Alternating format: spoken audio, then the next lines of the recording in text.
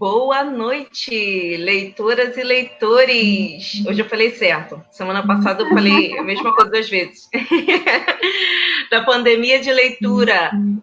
Bom, estamos já aqui com a Gabriela do meu lado, Gabi, né? Verônica está aqui, ó. Verônica Cunha e o Alan Dales também, nosso companheiro, né? Nosso leitor assíduo aqui na pandemia de leitura. Ai, que felicidade estar com vocês. Então, assim, hoje eu tive uma notícia muito ruim, né? Tive a perda de uma amiga e eu até pensei em não fazer hoje o nosso encontro, mas eu pensei e falei, não, esse luto precisa ser transformado em luta, né? E a gente veio aqui hoje para falar de luta, né? A gente veio falar de racismo, a gente veio falar de antirracismo, e então é muito importante a gente estar aqui hoje. Então, eu vou pedir já para quem está nos assistindo ou quem vai nos assistir para curtir aqui a página Pandemia de Leitura no Facebook, curtir lá no Instagram, Pandemia de Leitura, tá? E curtir a Verônica também, tá? Verônica Cunha, escritora. Vai lá curtir a Verônica também no Instagram, ela também está aqui no Facebook, tá? Então, vamos curtir, vamos expandir aí a leitura por todos os cantos. Bom, então já apresentei todo mundo, então quero falar um pouco de quem é a Verônica, tá? Vou falar aqui rapidinho quem é a Verônica, essa convidada. Na verdade, a Verônica é minha amiga, companheira de sala de aula, companheira de escola, né? Primeiro de tudo, companheira de luta da educação. É a primeira coisa que a Verônica é, né? E muito importante. Bom, a Verônica é pedagoga. Lá na minha escola, ela é professora de LPT, de produção textual, faz um trabalho muito bonito com livros, com os alunos. Formada em letras, português e literatura, especialista em educação de jovens e adultos, e mestre em educação. Ela escreveu os livros, espera aí que eu não vou só falar, vou mostrar.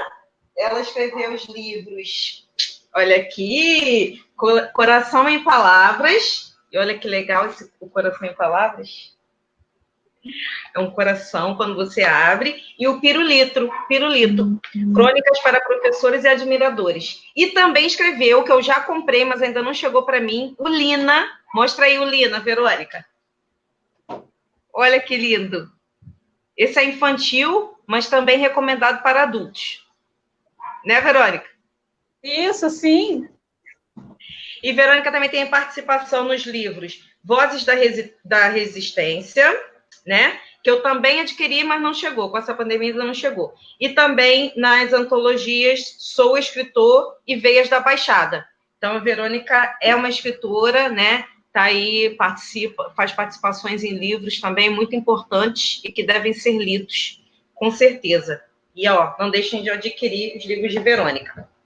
Bom, eu quero começar fazendo uma pergunta que até circulou durante essa semana, Verônica, Gabriela e Alain, circulou muito essa pergunta. Como a gente deve se referir? Que termo a gente deve usar? Preto ou negro? E aí? O que a gente tem que tem que usar? Antes eu achava que era preto, né? Depois do que eu ouvi Ai, esqueci o nome dele. O Babu Santana, no Big Brother, ele deu uma mini aulinha lá na cozinha do Big Brother e ele falou, a opinião dele é que deve se usar preto. A partir daí eu falei assim, caramba, então tem que usar preto, né? Ele deu uma explicação bacana, né? Baseada na definição que tem no dicionário. E aí eu falei, então vou começar a usar preto. Só que aí, essa semana eu ouvi outras opiniões, né? Vídeos de outras pessoas falando que essa mudança aconteceu de acordo com o lugar, com o país, né, que ele foi sendo usado. No Brasil, a gente usa negro, né? Que não tem importância. A importância é a luta contra o racismo, né? Independente de você usar negro ou preto, né? A gente tem que trazer com a gente a importância da luta antirracista, né? Que não importa, o que vai ser levado em consideração é a cor da pele, independente de que termo você usa.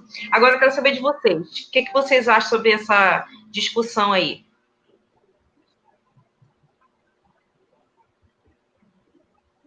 Quem começa?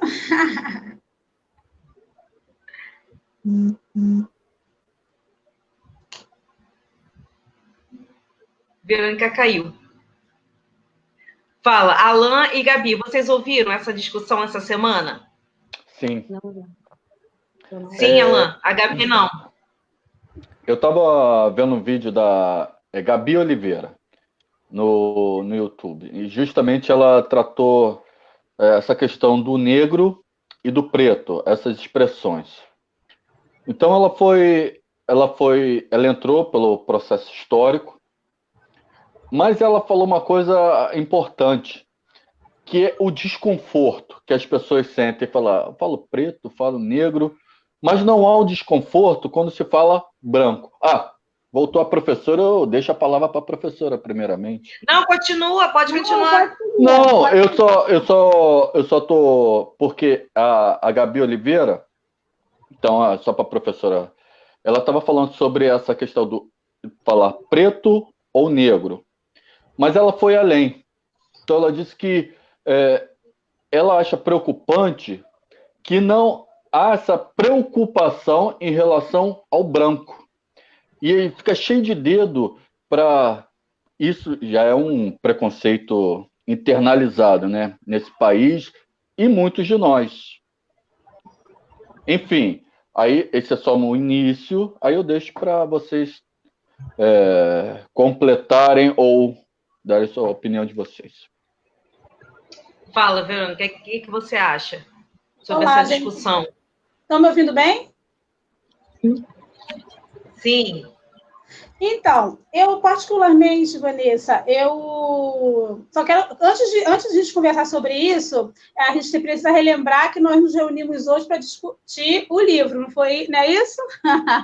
Isso. E vocês estão aí nessa pegada de leitura, e antes de qualquer coisa eu quero parabenizar a Vanessa e todos vocês por essa iniciativa. Se reunir para ler, para discutir, não é pouca coisa. Então, antes de qualquer coisa, eu quero parabenizar vocês. Não está sendo fácil para ninguém esses últimos dias, né? Hoje eu também perdi 2 pessoas queridas e uma outra está hospitalizada.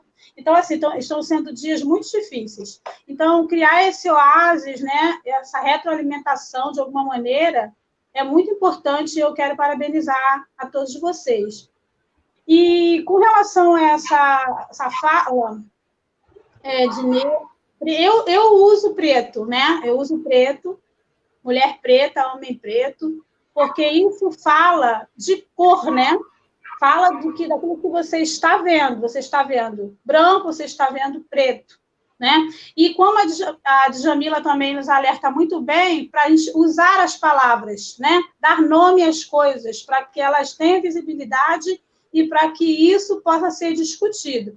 Então, eu não sou especialista, eu tenho só o meu lugar de fala e da pele preta. Eu sou uma mulher preta. Mas eu não sou especialista em cultura da África, não sou especialista nessas questões, e assim como vocês, estou estudando, estou buscando todo esse conhecimento também.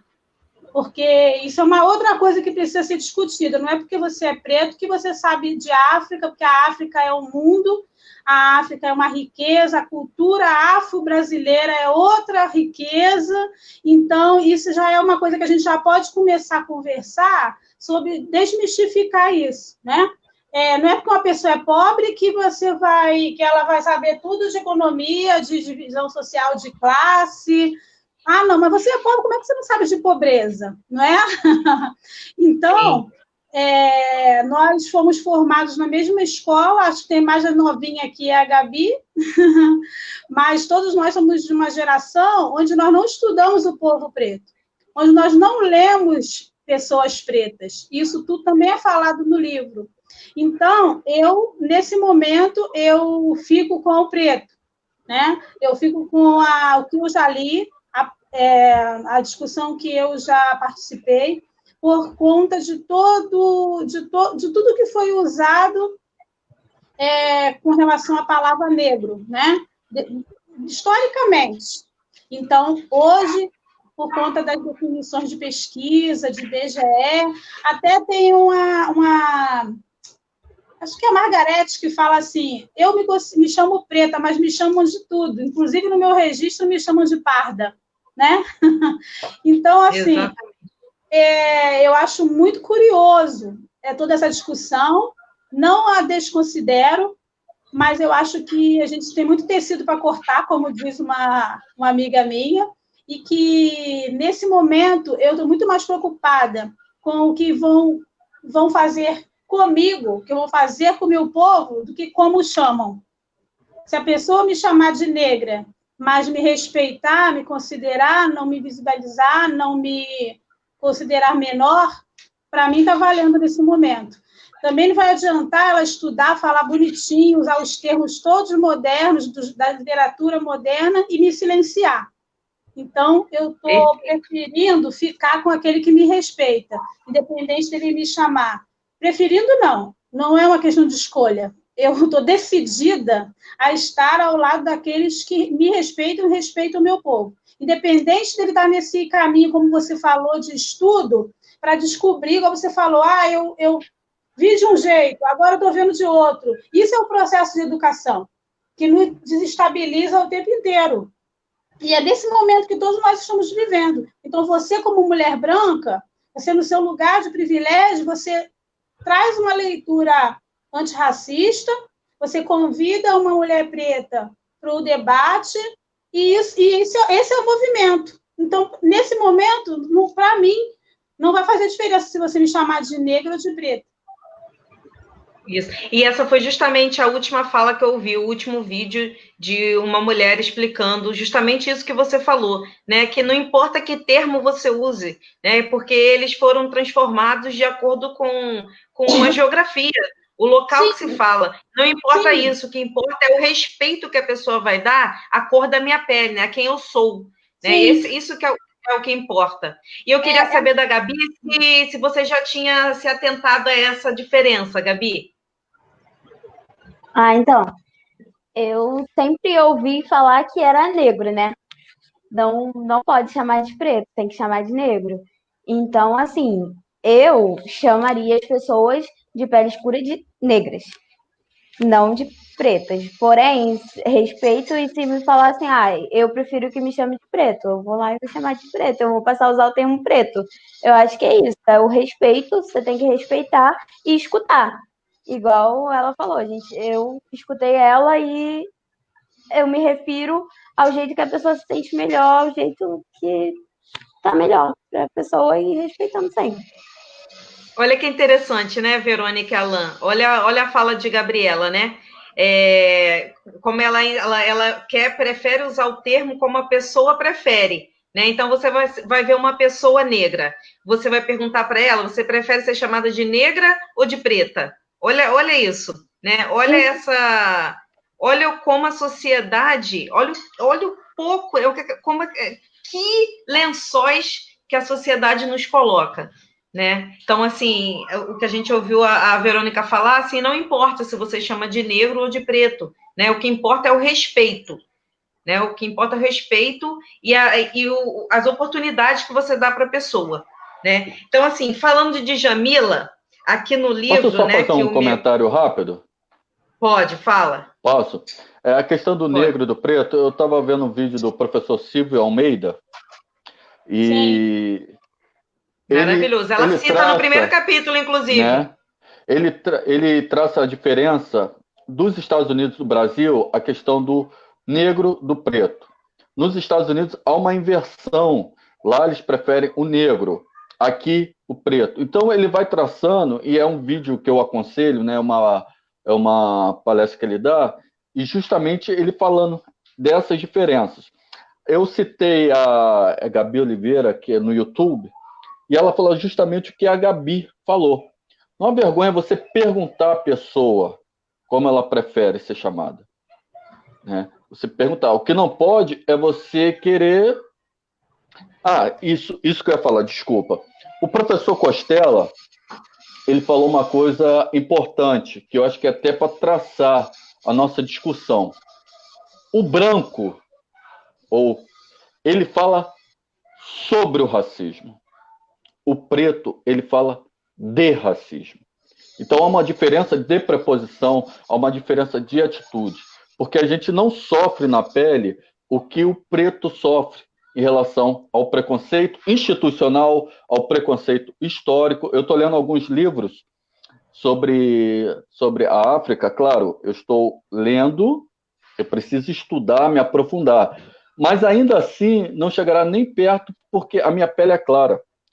Eu não sofro esse tipo de... Por mais que outras pessoas falem assim, outros tipos de preconceito, como o rapaz ontem no trabalho falou, você está falando do racismo e os outros? Falei, olha, os outros são outras discussões.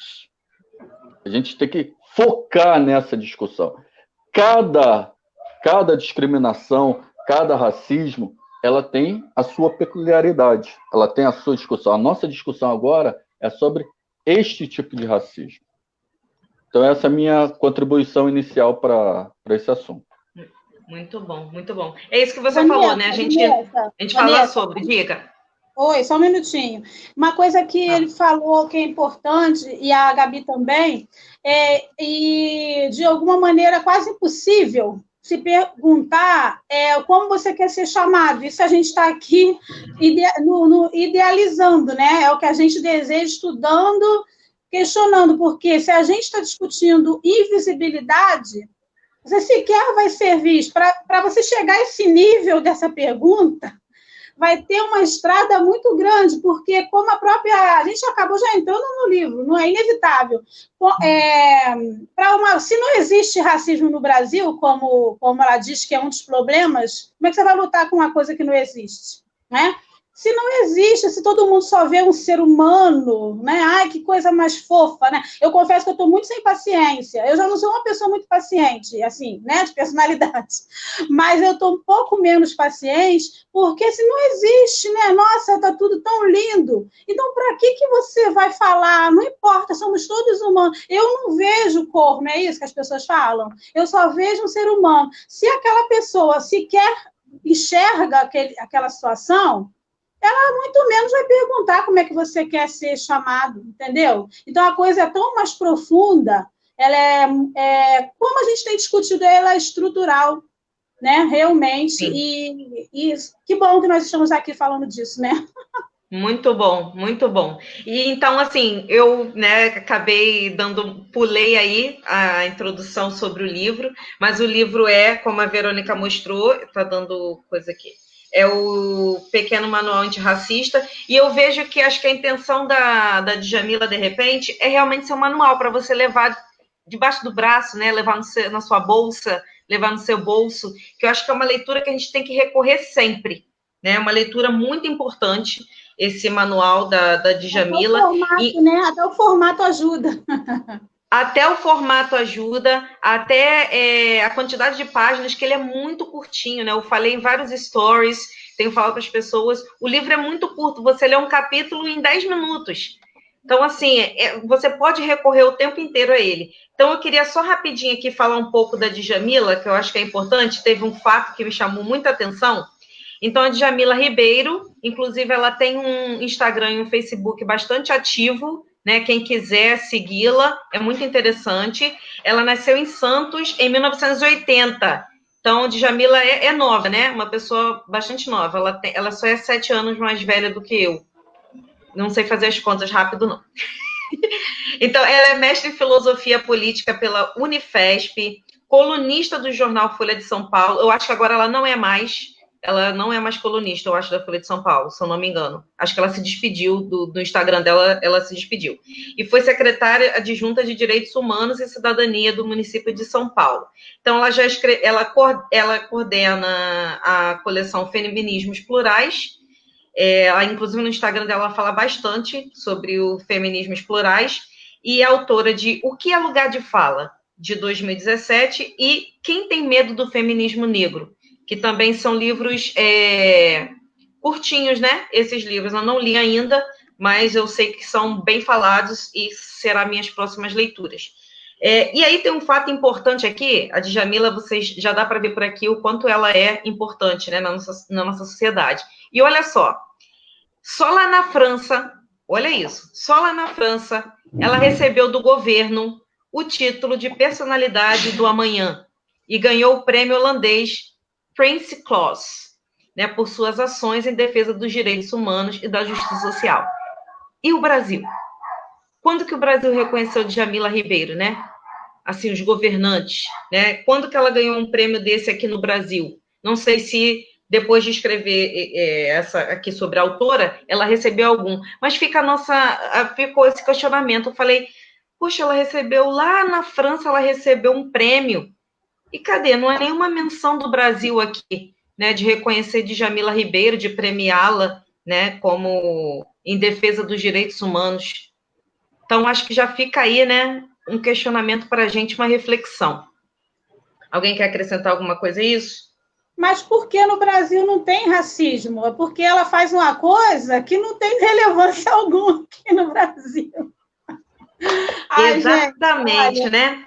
Eu vou te falar, eu quero aproveitar esse gancho aí para dizer, por exemplo, da minha felicidade no ano de 2019, quando eu fui fazer um complemento de carga horária numa escola do campo. E chegando nessa escola, eu fui fazer o complemento de carga horária por quê, né? Porque a gente também vive um país que não tem racismo e que também valoriza o professor, né? Valoriza o professor. Mas como eu tenho tempo livre, eu fui lá para doar o meu tempo, para fazer uma carga horária maior, afinal eu tenho tempo livre. Gente, para quem não entende de ironia, a Verônica está sendo irônica, ok? Hoje em dia é bom desenhar, né? Vai que... É bom desenhar, vai que as pessoas Vou ser cancelada, acreditam. não vendo mais um livro, não vou mais lugar nenhum. Enfim. E chegando nessa escola do campo, Escola Municipalizada de Jaceruba, onde a Vanessa, né, não por acaso, é a diretora adjunta, fui surpreendida que no mês... Foi novembro, né, Vanessa? Novembro, a nossa filha? Novembro, Isso. Quando a gente foi fazer... Quando nessa escola, quer dizer, muito antes, né, meses antes, começamos a trabalhar autoras negras, para fazer a feira literária. E qual a minha surpresa? Que em novembro a gente não fez oficina de turbante, né? A gente não fez roda de capoeira, a gente não encheu a escola de palha, de não sei o quê, de amarrações diversas, descontextualizadas. Nós fizemos uma feira literária. Ah, Verônica, qual o problema da capoeira? Nenhum. Qual o problema do samba, das amarrações, das ornamentações? Nenhum. Mas nós não queremos um trabalho folclórico, com todo respeito à palavra folclórica.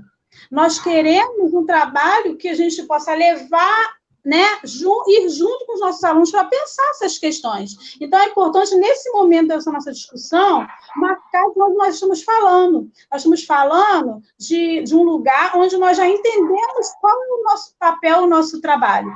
Onde a gente precisa da leitura. Não é a pandemia de leitura. E a gente vai sair dessa pandemia. A gente vai sair.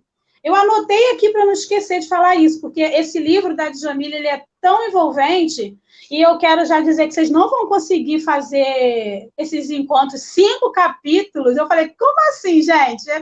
Vanessa não está bem, 5 capítulos num dia não dá. A gente não saiu nem da introdução, e tem que ser assim. Nem da introdução. Entendeu? Então, a gente quer uma escola onde que a gente possa conhecer. Você imagina que oportunidade os nossos alunos tiveram. Eu, essa semana, fui fazer correção das nossas aulas online, né? E uma das perguntas no estudo dirigido que eu propus para os alunos era assim, você já participou na sua comunidade de alguma atividade antirracista? Essa era a minha pergunta na atividade. E o aluno colocou, sim, na minha escola, numa feira literária com mulheres negras. E uma pena que esse ano não vai ter por conta da pandemia. Gente, como é que você fica numa hora dessa, sabe? Dá assim, você fala, você se renova, você se enche de esperança. E aí é com essa esperança que eu quero que a gente continue aqui a nossa conversa.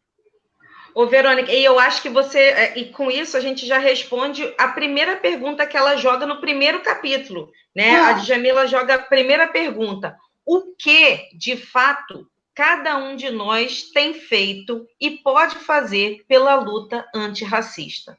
Né? Então, você já respondeu essa pergunta. Uma delas é essa feira literária, né, que acontece em Jaceruba e que também aconteceu na escola da Gabi, que foi a FLIC, Feira Literária do SEAT.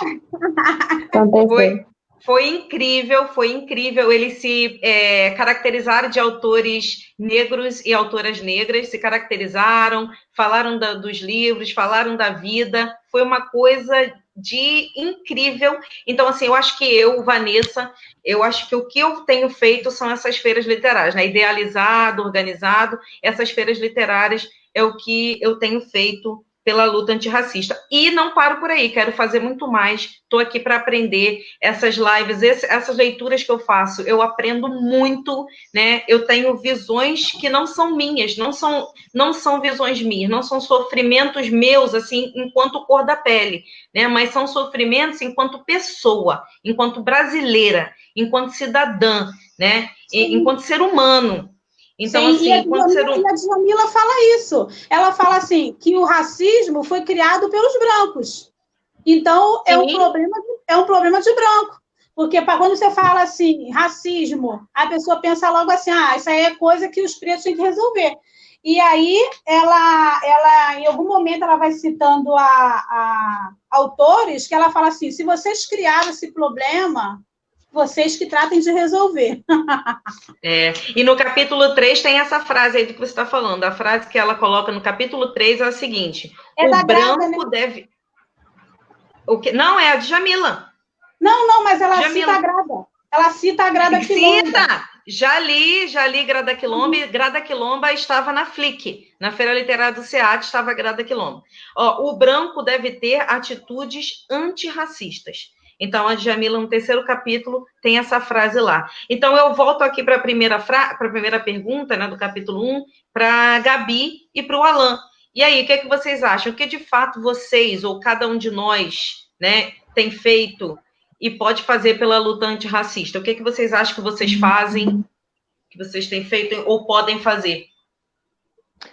Se posicionar, porque no livro ela cita, e eu estava vendo outros vídeos, que outros autores também vão citando isso. Não basta você dizer, e eu já tive esse pensamento, vergonha minha, eu já tive esse pensamento, eu não sou racista, eu tenho amigos pretos, eu tenho fulano que eu converso ali, que eu convivo, que é preto, se eu fosse racista eu não conviveria com eles. Então, não é isso, é você se posicionar contra o racismo. Porque no trabalho, na escola, em rodas de amigos, desde pequeno, tem sempre aqueles papinhos, aquelas piadinhas. Não é isso? E você ou ri ou você se cala. Ou seja, você não se posiciona contra esse preconceito. E quando você se posiciona, quando você tem a coragem de dizer, eu não concordo com isso, por isso, eu não concordo que você fale assim de uma outra pessoa, por uma cor da pele, você rebaixa a pessoa ou você dê, como um outro vídeo aqui que o professor estava falando, estavam os dois na sala, e eu queria falar com o professor fulano de tal, é aquele negro sentado na cadeira ali na ponta. Aí ele pergunta assim, eu sou branco, será que ele falaria aquele branco sentado ali? Então, é você se posicionar, é você discutir, é o que a gente está fazendo aqui, discutir, mas quando tiver em meio aos amigos e começarem a surgir esses papos, que aí vale para a questão do sexismo, enfim, mas a nossa discussão aqui é o racismo, é você justamente se posicionar contra. Tá? E você também se posicionar contra com argumentos. Eu estou aqui, estou aprendendo com a professora. Então, aqui, e quando eu leio o livro também, eu estou desenvolvendo argumentos para justamente combater. Mas é preciso que você se posicione. Gabi, fala aí.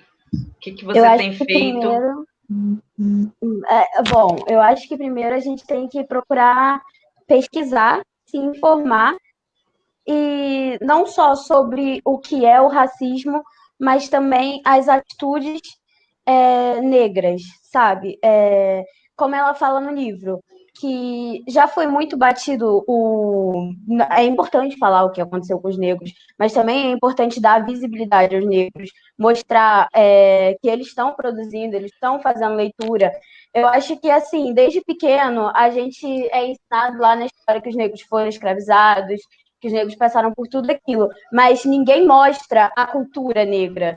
Ninguém mostra o que o negro faz, e sempre o negro foi sempre marginalizado. A religião negra é marginalizada, é tudo. Eu acho que a gente tem que primeiro desconstruir a gente e procurar se informar para depois, num debate, a gente tentar desconstruir o outro. Sim, e a Gabi é o futuro do nosso país. Precisamos de várias Gabis aí para desconstruir isso. Né? Gabi, você que ainda está estudando, né? Nos livros de história, você alguma vez conseguiu ler a visão do negro, né? Durante a colonização? A gente nunca escuta, né? Nunca lê, nunca tem a visão do negro. Inclusive, a gente tem falado muito de Princesa Isabel e a gente nunca ouviu falar de Luiz Gama, né? Que foi um negro que ajudou muitos outros negros, né, a serem libertos, né, ajudou muitos negros. Então, assim, a gente nunca ouviu falar desses nomes que foram muito importantes na história do Brasil. E aí, ainda no capítulo 1, tem uma parte que ela diz assim: devemos aprender com a história do feminismo negro, que nos ensina a importância de nomear as opressões, já que não podemos combater o que não tem nome. A gente já falou disso, né? Dessa forma, reconhecer o racismo é a melhor forma de combatê-lo. Não tenha medo das palavras branco, negro, racismo, racista. Dizer que determinada atitude foi racista é apenas uma forma de caracterizá-la e definir seu sentido e suas implicações. A palavra não pode ser um tabu, pois o racismo está em nós e nas pessoas que amamos. Mais grave é não reconhecer e não combater a opressão. E aí depois ela vem com a pergunta que eu falei. Alguém quer comentar sobre isso? Sim, Vanessa, porque eu até quando você... Hoje à tarde, né, eu fiquei pensando muito sobre a nossa conversa hoje, e eu fui, como professora de português, eu fui ao dicionário ver o que significava a palavra manual, né? Eu tenho esse hábito, toda vez que eu vou conversar sobre alguma coisa, eu quero entender as definições daquela palavra. Ah, caneta, mas que sentido, né, tem aquilo? E aí, uma das definições de manual, eu anotei aqui, fala livro que orienta o aperfeiçoamento de uma tarefa. Olha que maravilha! É uma dica boa para você começar a bagunçar a cabeça sobre um tema que você deseja, você ir no básico, né? Ela faz um pequeno manual antirracista. Que louco você viver numa sociedade de negros, pretos, e que você precisa de ter um pequeno livro que te oriente a aperfeiçoar as suas ações cotidianas, né? E nesse capítulo tem um momento que ela diz assim, é impossível você ser criado numa sociedade racista e não ser racista. Então, a primeira coisa é não dizer, mas eu não sou racista, como o professor falou. Só esqueci o nome dele. Alan. Isso, Alan. É impossível nós sermos educados na sociedade racista e falar, não, mas eu não sou racista. Aí ela diz, só porque você não cuspiu em ninguém, você não levantou não limpou uma cadeira porque um negro sentou, porque eu não saio do ônibus, né? Quando tem alguém, como já foi ainda em alguns lugares, eu não sou racista. Se você foi, o machismo, né? Como que você pode viver no sociedade machista? Não, mas eu não sou machista, minha mulher trabalha. Não tem umas coisas assim? Uhum. Sabe? É como a pessoa dizer, não, eu não sou racista porque eu casei com uma negra. Em todos os momentos das suas atitudes cotidianas, em algum momento você vai precisar recorrer a esse manual, a esse livro interno, não necessariamente o livro da Djamila. Mas você construir, como a Gabi falou muito bem, construir internamente o seu próprio manual antirracista, fazendo as leituras, discutindo, conversando e construindo internamente o seu próprio manual antirracista. Porque quando você começa a fazer isso, você vai ver, você que está assistindo, que está participando aí, quando você começa a fazer esse exercício de construir internamente o seu pequeno manual orientador antirracista, o seu olhar muda. Você descortina um monte de coisa. Você começa a se incomodar de entrar no restaurante e olhar que todas aquelas pessoas naquele restaurante são pessoas de pele branca e que todas as pessoas que estão servindo naquele restaurante são pessoas de pele preta. Você começa, o seu manual ativado ali, começa a se questionar por que quando você está sentado num lugar para dar uma palestra, fazer um evento qualquer como eu, e antes de me apresentar, eu sou a última pessoa que vão se dirigir, que é o autor, é o professor palestrante. Eu normalmente sento junto com todo mundo, eu gosto de ficar com as crianças, esse é o meu lugar, eu amo estar com os alunos, eu sou uma professora. E aí a pessoa me recebe no portão, assim, de qualquer jeito. Aí depois, quando alguém vai apresentar, fala, nossa, era ela que era a moça do livro, sabe? Mas por que isso? Porque eu não poderia ser a pessoa que escreveu o livro? E por que a gente tem que tratar diferente alguém que escreveu o livro também ou não escreveu? Entendeu? Então, são muitas coisas para se pensar no que a Gabi falou aí, nessas frases que ela falou, que é isso que eu desejo. Se eu pudesse, eu ficaria aqui ouvindo essa jovem falar, porque eu estou carente de ouvir essa geração falar. Eu só faria uma observação que ela já é para o hoje. Nós estamos vivendo momentos que tudo é para hoje. A gente nem sabe mais de futuro. Porque até a nossa visão de futuro foi desconstruída. Então, a Gabi é essa geração de mulheres do agora, porque a gente já não sabe mais de futuro. Verdade. E é interessante, eu lembrei aqui que ainda no capítulo 1, olha só o que você falou, né? Como é que a gente em uma live vai falar de 5 capítulos? Ela fala... Nossa, olha, doida, gente. Olha, a Djamila cita uma pesquisa feita em 1995 pelo Datafolha, em que diz que 89% das pessoas entrevistadas, o que foi mais de 5 mil pessoas, diz que há racismo, né? Que existe racismo. 89% dessas pessoas disseram, e 90% não são racistas. Olha a contradição. 89% diz que existe racismo, mas 90% não se denomina racista. Como isso? Né? Eu estou igual aquele meme, rindo de nervoso. Rindo de nervoso. Exatamente. E assim, olha só, eu acho que ainda foi no capítulo 1, não me lembro se capítulo 2, né, Gabi? A Gabi ela viu uma palavra nesse manual, olha bem, Gabi, né, uma adolescente, viu a palavra, qual foi a palavra, Gabi? Fala aí pra gente. Não lembro. Começa com A. Continua. Tá, eu vou falar. Ó, a Gabi viu a palavra apartheid e ela veio me falar por mensagem que não conhecia essa palavra, não sabia o que isso significava. Né? E aí ela foi pesquisar e ela descobriu muitas coisas. Conta aí o que você descobriu através dessa palavra. Sim, Vanessa. Viu no manual? Por favor. Não. O que eu fiz? Eu vi apartheid e eu sabia, assim, que não era que tinha acontecido alguma coisa com esse nome. Porém, eu não sabia exatamente o que era. Aí eu falei assim, vou pesquisar. E aí eu fiquei abismada, porque foi muito recente.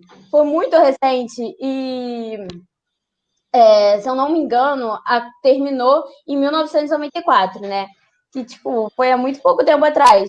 E eu fiquei impressionada com tudo que aconteceu, porque os brancos invadiram a África e quiseram sentar na janela, digamos assim, e colocaram leis horríveis contra os negros. Então, isso me deixou, sabe, pasma. Ainda mais que foi algo muito recente.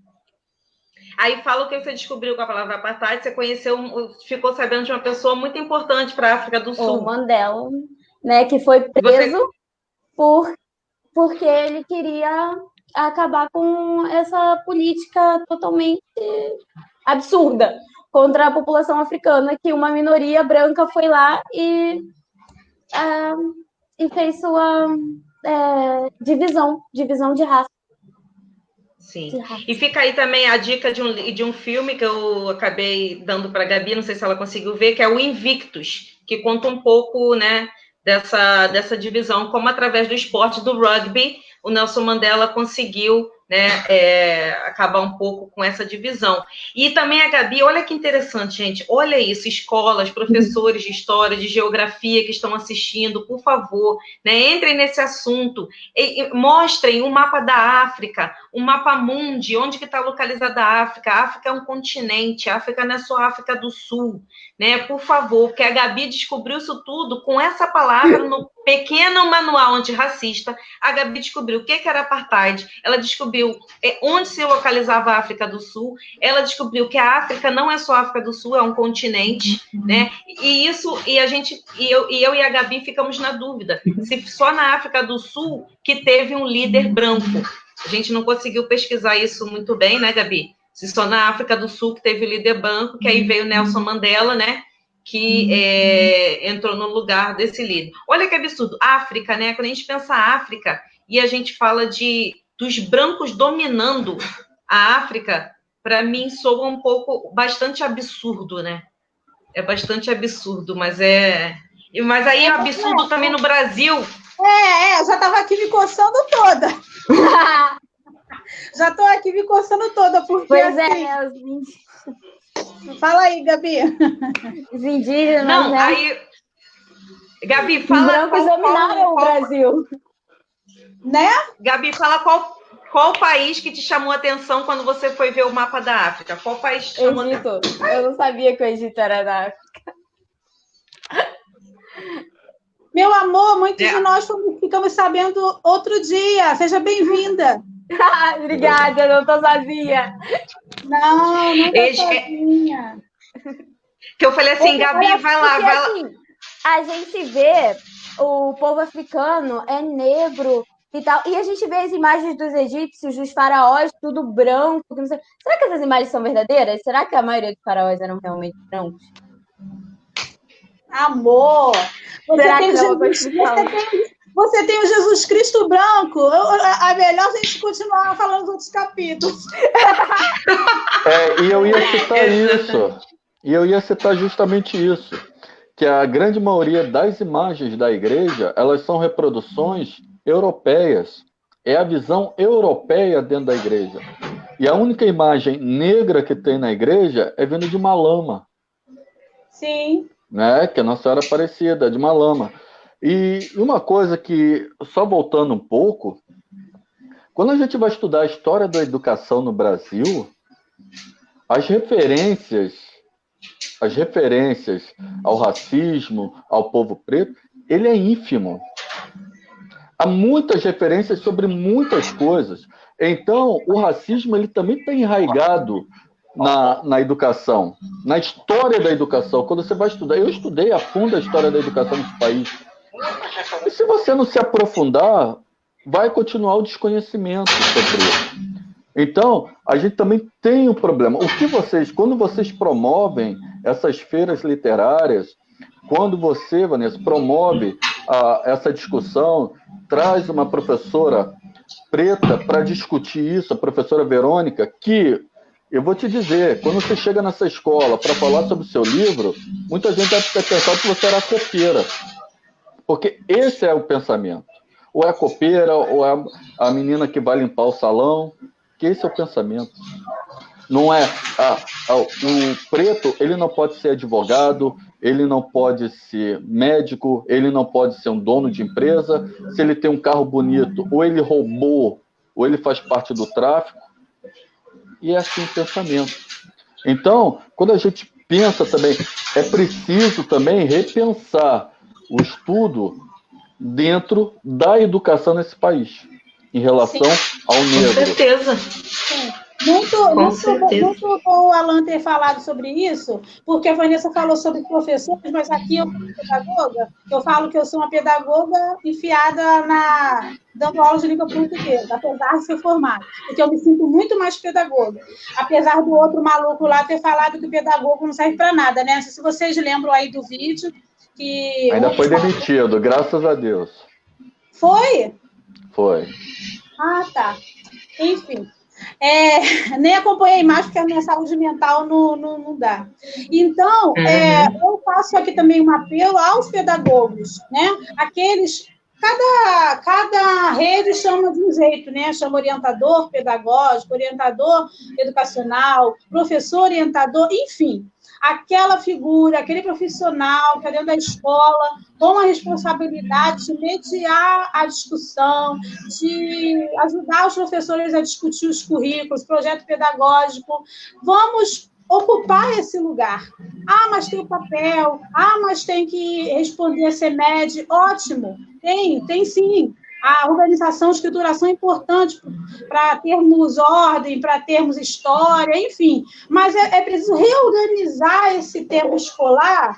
Eu acho que é importante a gente falar isso aqui, para que a gente possa garantir esse momento de estudo. A gente não pode enfiar o estudo racista contra o racismo porque tem uma lei lá que me obriga.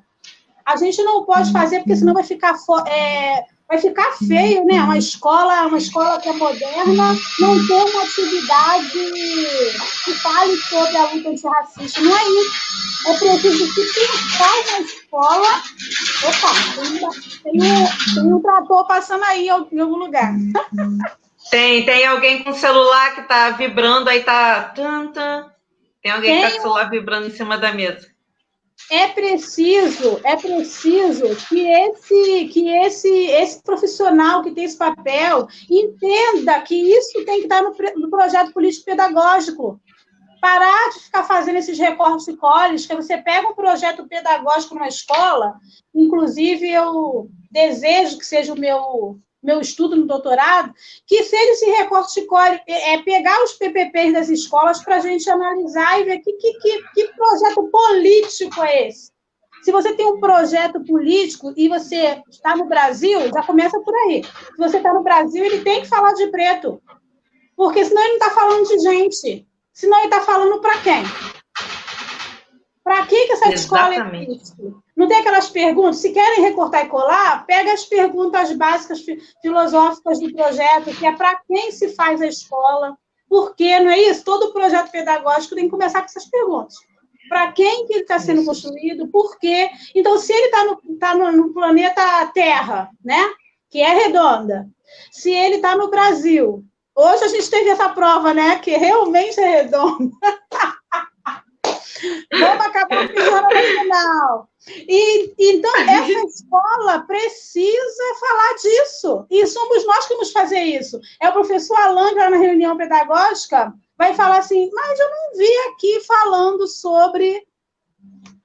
Né? A Gabi que vai falar, mas eu não... Professora, a senhora não... Entende? A gente vai ser o chato, né? Que ela fala disso, a gente acaba sendo indigesto, né? Só quer falar disso. Eu ouvi esses dias, eu ouvi na sala de professores de uma escola um dia desse assim, uma diretora dizendo assim, poxa, agora eu vou ter que fazer um projeto que fale de preto ou de pobre, porque só assim que se entra para fazer o mestrado ou o doutorado. Porque só disso que se fala agora nas universidades. Silêncio, ela né? Não entendeu, ela não entendeu qual é o propósito. Ela está reproduzindo. Ela entendeu. Não entendeu. Ela entendeu. Esse é o problema. Esse é o racista. Ele entendeu, sim. Ele entendeu, só que ele não quer perder o lugar dele de privilégio. É a mesma discussão que quando houve a cota. Ah, mas eles vão ficar com as nossas vagas. Oi? Nossas? Nossas quem? Né? Então, assim, agora só se fala de preto, de pobre, ou já demorou muito para se falar de preto, de pobre? Sabe? E eu acho que a gente pode fazer um link, Verônica, com o capítulo 2, que é o Enxergue a Negritude. Sim. E tem uma frase a gente pode fazer um link com isso, né? É quando que os nossos alunos começam a enxergar que são, né, que são negros. Porque acho que assim, você enquanto negra também, mulher negra, deve, não sei se desde sempre você se enxergou negra. Eu digo enxergar assim, aceitar o seu cabelo, aceitar a sua cor da pele, né? É aquilo, né? Há pouco tempo que as bases, né, a maquiagem tem agora diferentes cores, que antes era só branca, né? Era só clara. Então imagina uma mulher negra ali passando aquela base, aquele pó de arroz, que era só branco também, né? E não, ou seja, ela nunca conseguia se enxergar negra, né? E aí tem uma frase que da Djamila logo no início desse capítulo que diz: "Não me descobri negra, fui acusada de sê-la." Sim, sim, ela até fala que ela sempre foi muito acolhida, né? Ela disse que viveu no lar de amor, né? A família dela, ela foi enxergar isso depois. Eu preferiria ouvir a Gabi falar disso. Fala, Gabi. Então, eu estava conversando com a Vanessa, né, sobre isso, a gente conversou muito pelo WhatsApp, que eu faço tratamento no hospital e eu nunca vi um médico negro lá. A maioria dos médicos são brancos. E, tipo assim, a gente não nota isso, porque a gente está tão acostumado a viver numa sociedade que a gente só vê brancos ocupando lugar de poder, que a gente não se incomoda. E realmente, aí eu passei a reparar que, tipo, tem muitos enfermeiros lá, muitos enfermeiros. Eu só conheço 2 negras. Só 2 enfermeiras negras. Entre muitos médicos, eu não vi nenhum médico negro. Entre, tipo, aí você vai ver o pessoal que cuida da limpeza. É todo mundo negro. E eu também passei a observar as séries que eu assisto, os filmes, e eu percebi que só uma, que é sobre uma penitenciária, que tem um monte de mulher negra. O resto de série não tem, você quase não vê personagens negros ocupar, tipo, personagem principal. A maioria é tudo branco, é tudo um monte de pessoas brancas em todo quanto é lugar. E aí eu fico imaginando como é que é para uma menina negra se ver, sabe? Que se conhecer como, se quando você olha ali, você vai assistir um desenho, você vai assistir algum filme, alguma coisa, a personagem principal é sempre branca, é sempre aquela garotinha branca de olhos azuis e coisa e tal. Você não cria sua autoestima quanto criança. Você vê que o tempo todo você não está encaixado naquela sociedade, porque a sociedade ela sempre coloca o branco por cima, e a gente nunca vê isso, porque a gente é branco e a gente está aí, a gente está englobado em tudo que está acontecendo. Sobre isso, tem uns 2 anos, 2, 3 anos, então houve um concurso, não foi no Brasil, e tinha que ter o cabelo alisado. Ou seja, as meninas pretas deveriam alisar os cabelos para terem acesso ao concurso. E isso, claro, viralizou. Foi uma polêmica e eles aceitaram, mas aceitaram sob pressão. Ou seja, não foi algo natural. Também teve o caso do Colégio Santo Inácio, né? Colégio Santo Inácio, da menina preta, que ela, por Franco, mensagem... foi o Liceu Franco Brasileiro. Liceu Franco Aqui em Brasileiro, Laranjeiras, perdão. É porque tem outros casos. São muitos. Sim. E por mensagem de WhatsApp, que ela foi ofendida, muitos preconceitos, e outros colégios. Mas aí entra o que a gente colocou sobre se posicionar. Qual foi a posição do colégio? Qual é a posição do... Porque a posição do colégio para a imprensa, normalmente ela é uma de não concordamos com isso. Mas a posição efetiva hoje, que não é só acolhimento à aluna. Qual a punição a esses alunos? Qual a política, que a gente conversou sobre educação? Qual é a política educacional desse colégio a partir de agora, a partir do fato ocorrido? Quais são as providências do colégio para discutir a questão do racismo? Discutir, não é só a questão do racismo, é o respeito ao direito do outro. Qual é? Qual foi? Só sai o colégio não concorda com isso. E agora? Também não se fala mais nisso, né? Então, o que a gente está discutindo aqui é extremamente importante, mas que essa discussão também possa chegar onde o racismo é bastante latente. Né? Sim. Quando eu vi esse caso, inclusive, do Liceu, eu me perguntei, essa escola não promove, não tem projetos para que os alunos possam discutir o racismo? Porque se esses alunos tiveram a liberdade de fazer esses comentários, eu acredito que eles nunca tenham conversado sobre isso na escola. Né? Então, que tipo de projetos, né, políticos, pedagógicos, essa escola apresenta aos alunos? Eu também me perguntei isso. Alan. Não, eu também perguntei, mas a própria Fatu, né, que falou que ela, assim que o caso veio à tona, ela foi em defesa dos professores, né?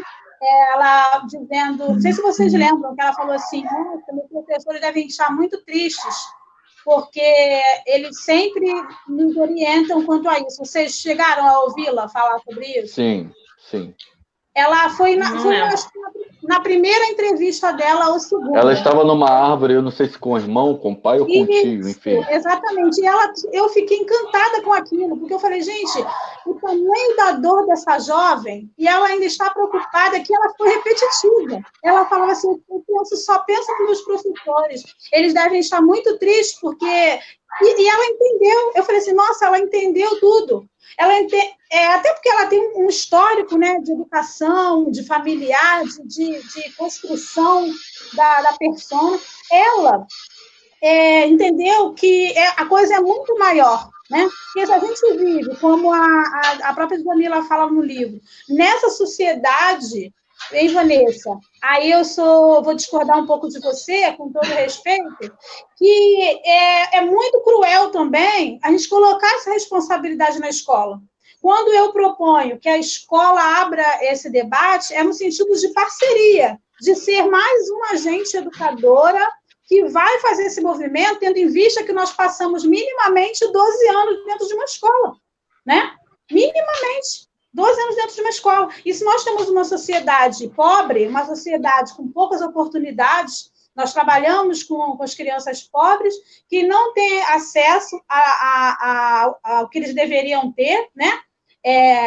De cultura, de outras oportunidades culturais, enfim. Então, a escola, ela vem como uma grande aliada, porque você está ali dentro durante esses 12 primeiros anos para trabalhar isso. Só que essa mudança ela tem que ser com todos os parceiros, né? Com a família, por isso a importância do projeto político, porque o projeto ele vai fazer essa costura, ele vai fazer um trabalho de rede com a igreja local, com o terreiro local, com a associação de moradores, com os espaços que essa criança convive.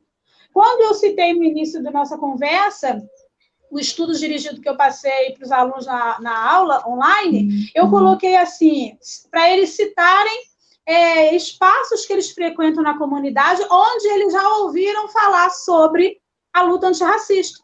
E, para minha surpresa, um dos alunos colocou a minha igreja. Na minha igreja, o pastor sempre... Eu fiquei já querendo ir lá conhecer o pastor, né? Ai, meu Deus. Mas está no isolamento, não pode sair. Mas já fiquei com vontade de conhecer esse pastor, porque a menina colocou, Gabriele também. Eu acho que esse negócio aí de Gabriele... Ela colocou que o pastor da igreja dela fala sobre isso, fala sobre o rei. Então, assim, é isso, sabe? É você também saber que nós trabalhamos em rede, que nós somos parceiros. A gente tem que dividir essa responsabilidade, porque senão também Sim. Você pega uma escola de classe média, né? É uma escola de classe média alta, se eu não me engano. Assim. Ou seja, pessoas que, em tese, têm acesso a outras assim, quando eu falo... outras vivências.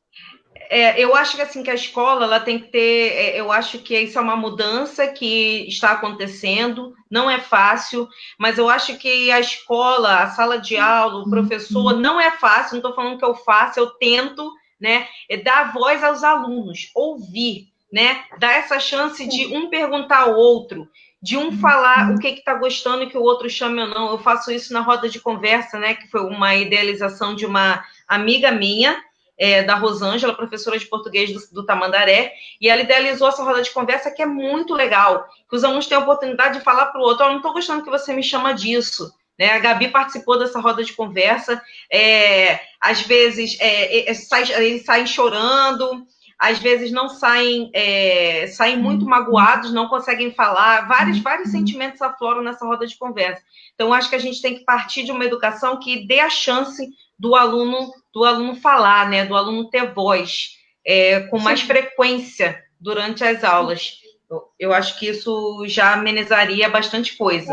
Né? Isso sim, eu acho que isso que você está falando é perfeito, porque, poxa, você vê o Paulo Freire, que é a minha fonte, é onde eu bebo, né? Como eu falei, eu estou lendo agora os autores negros, conhecendo, mas eu li a vida inteira Paulo Freire, e o Paulo Freire, ele fala o tempo todo de você reconhecer o outro, né? Reconhecer o outro, você enxergar o outro, e fala sobre o aluno, você ouviu o aluno, é o que você acabou de falar, e ele fala em toda a pedagogia da autonomia, ela vem a coisa da raiz da palavra, né? Se você pega e lê o que é autonomia, então você já tem um caminho para você entender o que é a pedagogia da autonomia. Mas olha quantos anos que nós lemos pedagogia da autonomia, quantos anos a gente vem discutindo isso e a gente sequer consegue ouvir o outro. Por isso que eu falei, quero ouvir essa menina, porque assim, eu estou nesse isolamento, eu estou com saudade de ouvir jovens, de ver jovens, estou aqui me sentindo presenteada, porque eu faço, são 25 anos da minha vida que eu faço isso, 25 anos que eu estou com eles, os ouvindo, aprendendo a ouvir, porque é difícil sair da educação bancária, né? Nós fomos formados na educação bancária, né, Alain? Então, é um exercício para a gente também ouvir, porque a gente fica assim, eu tenho que dar o tal do conteúdo. Vem alguém que vai te cobrar que você tenha feito aquilo. Então, é por isso que eu acho que não resolve, mas dá uma bagunçada nessa escola, reconstruir essa escola é fundamental. Sim, eu acho que quando o professor de história, estou aqui pensando, né? O professor de história, ele falando do descobrimento do Brasil, e aí, sei lá, perguntar aos alunos, vocês estão se vendo aqui nessa história que está sendo contada? Está tudo certo? Tem alguma coisa errada aqui? Eu acho que esse diálogo, assim, estou pensando aqui agora. E eu acho que para linkar com o final desse capítulo 2, que ela diz assim, é importante ter em mente que para pensar soluções para uma realidade, devemos tirá-la da invisibilidade. Portanto, frases como eu não vejo cor não ajudam. O problema não é a cor, mas seu uso como justificativa para segregar e oprimir. Vejam cores, somos diversos e não há nada de errado nisso. Se vivemos relações raciais, é preciso falar sobre negritude e também sobre branquitude. Então, é isso que a gente falou, o falar, tirar da invisibilidade, né? Se você está o tempo todo ouvindo só a história do branco, a história do europeu, a história do colonizador, você vai sempre estar invisível.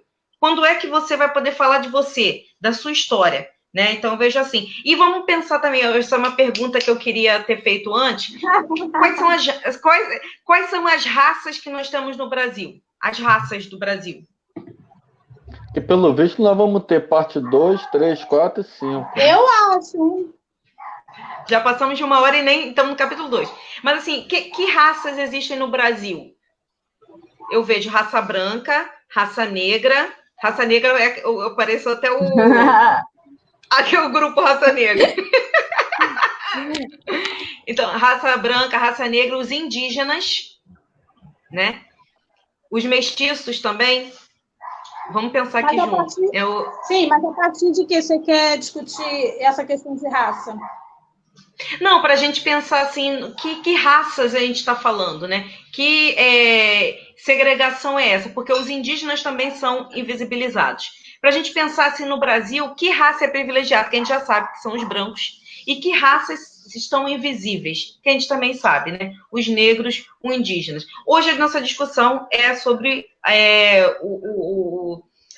os negros, né? O racismo negro. Mas acho que a gente tem que sempre lembrar que no Brasil, né, a gente tem essa miscigenação. Inclusive, ela fala dessa miscigenação no primeiro capítulo. Ela fala que o racismo ele acontece justamente por isso. Há um acordo, né? Não, somos mestiços. Tá tudo bem. né? Aqui não é só negro. No Brasil não é só negro, não é só branco. Tem os mestiços, porque o nosso acordo é esse, ó. A gente começou, né, as mulheres negras eram estrupadas pelos brancos e acabou vindo, né? Eram abusadas e acabaram vindo os mestiços, né? Então, tudo bem, olha, a gente está com um acordo aqui legal, não tem racismo, não. Deixa tudo como está. Né? Diferente, como ela fala no capítulo 1 dos Estados Unidos, que as leis são segregadas, está lá claro nas leis. Está claro nas leis que existe a segregação. No Brasil, não. Está tudo, né, subentendido, está tudo escondido. Aí eu me fiz essa pergunta, né, de raça, assim. Falei, quando a gente fala de raça no Brasil, né, a gente está falando que... Não caiu? Fala. Aqui, olha só, inclusive tem umas pessoas comentando aqui, um falou que a raça que conhece é a humana, o homem íntegro não faz segregação. A outra pessoa comentou que negros são os pretos e pardos. Duas pessoas comentaram isso aqui, quando eu fiz essa pergunta da raça, né? Diga, Verônica. Aqui, Vanessa, não te ouvi. Duas pessoas comentaram aqui agora, quando eu fiz essa pergunta de raça, né? Uma pessoa comentou, a raça que conheço é a humana, o homem íntegro não faz segregação. A outra comentou, negros são os pretos e pardos. Por isso que eu te falei que desenvolver essa discussão, ela é muito ampla e a gente deveria chamar alguém que realmente é um especialista nisso daí. Porque, como eu falei, eu vim aqui como mulher preta, né? Como uma pessoa que saiu da casa de família, né? Ali trabalhando nos serviços domésticos, para ser professora, para escrever, para ocupar um outro espaço. E para a gente... negro, preto, nessa construção nossa toda social, a gente precisa sobreviver, a gente precisa aprender a ter autoestima, como a própria Djamila falou, só foi conhecer o racismo quando ela saiu, foi para a escola. Por quê? Pelos xingamentos. Porque em casa era família negra, ela era amada, respeitada, como ela fala, e de repente ser preto passou a ser um problema. Quem é que criou esse problema? Não foi ela. E eu me identifiquei muito com relação àquilo. Apesar do meu pai ser de pele branca, a minha mãe de pele preta, e eu sempre digo isso, quando eu estava perto do meu pai, eu era uma coisa, quando eu estava perto da minha mãe, eu era outra coisa. É muito confuso para você ter essa construção. E o que eu fui fazendo ao longo da minha trajetória? Eu fui construindo a minha autoestima para poder conseguir entender que eu podia mais, que eu podia fazer outras coisas, que não há problema algum em fazer serviço doméstico. Mas a construção social que é fazer o serviço doméstico. Haja vista a discussão que a gente está tendo aí agora com a morte do Miguel. Por que quando a gente fala de serviço doméstico, a gente propõe essa reflexão? Pelo que foi construído socialmente para aqueles que fazem serviço doméstico. Porque tem que fazer essa explicação. Entendeu? Porque senão as pessoas Eu acho que essa exclamação do Juliano, né, o homem íntegro não faz segregação, eu acho que a gente tem que pensar que existe, sim, segregação racial no Brasil, né, e não só dos negros, mas também dos indígenas, né, eles são segregados, sim, e aí eu já linko com o próximo capítulo. Reconheça os privilégios de branquitude. Então, a gente precisa reconhecer os privilégios da branquitude, né, para entender que há segregação, sim. Não há. Melhor não há. Aí, olha só, já no terceiro capítulo ela fala assim, ó, se a população negra é a maioria no país, quase 56%, sim, o que torna o Brasil a maior nação negra fora da África. A ausência de pessoas negras em espaços de poder deveria ser algo chocante. Portanto, uma pessoa branca deve pensar seu lugar de modo que entenda os privilégios que acompanham a sua cor. Isso é importante para que privilégios não sejam naturalizados ou considerados apenas esforço próprio. Olha, quando eu já fui a 2 festivais grandes, tanto em São Paulo quanto no Rio de Janeiro. O famoso é o Rock in Rio. Quem foi ao Rock in Rio, quando você olha ali aquela multidão de pessoas, é muito difícil você encontrar uma pessoa negra. né? Quando eu fui ao Lollapalooza, eu acho que eu não vi nenhuma pessoa negra. E olha que no dia que eu fui tinha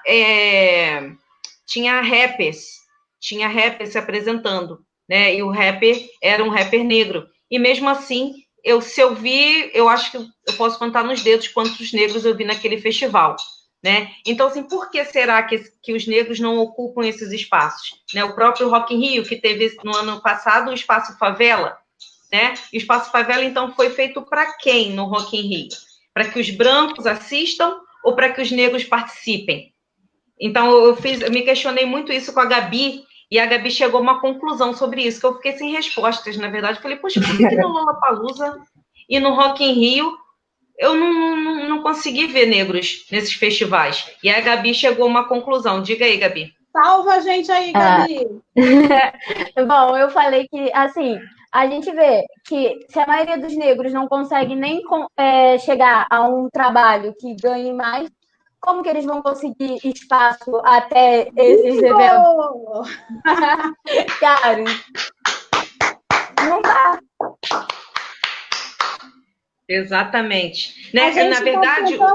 A gente está tentando sobreviver, né? Aí eu vou dar prosseguimento que estava falando antes. Por que muitas vezes você fala, mas você não fez tal leitura? Pode ser que alguém que esteja nos assistindo agora, eu tenho vergonha porque eu não li tal livro. Eu tenho vergonha porque eu sou pós-graduado e não conheço tal palavra. Isso não é vergonha alguma, porque você estava tentando ficar vivo. Nós, pretos, estávamos tentando ficar vivos enquanto algum branco estava lendo e estudando. Então, assim, é muita coisa para você fazer numa vida só, né? Porque você tem que ser forte, né? Você tem que ir. Esses dias eu estava vendo eu não sei bem como chama, vocês devem ter visto no Facebook, eu não sei se é um canal, eu não sou muito boa de tecnologia, mas é um rapaz que ele fica brincando com a menininha, a Kel, e ele fala, se alguém falar que você é feia, o que você vai dizer? Vocês assistiram isso? Aí ele ensina para ela como ela vai responder. Aí você é feia, e o que você vai responder? Aí ela fala, eu sou feia? Já se olhou no espelho?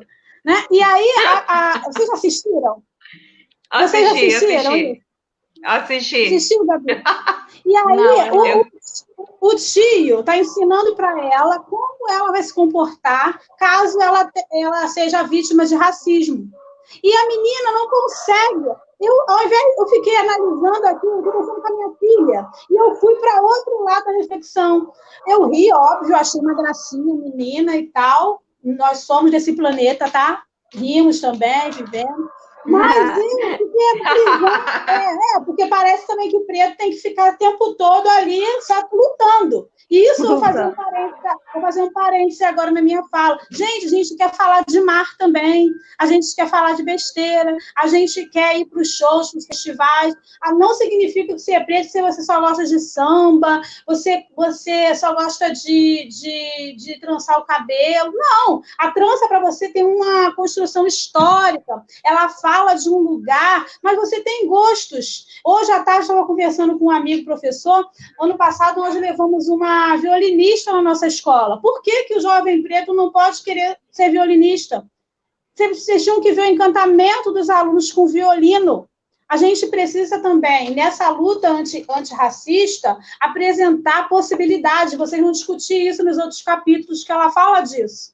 Sobre você criar políticas, você criar formas de mostrar outras coisas, né? Como a Vanessa falou, né? A gente acaba...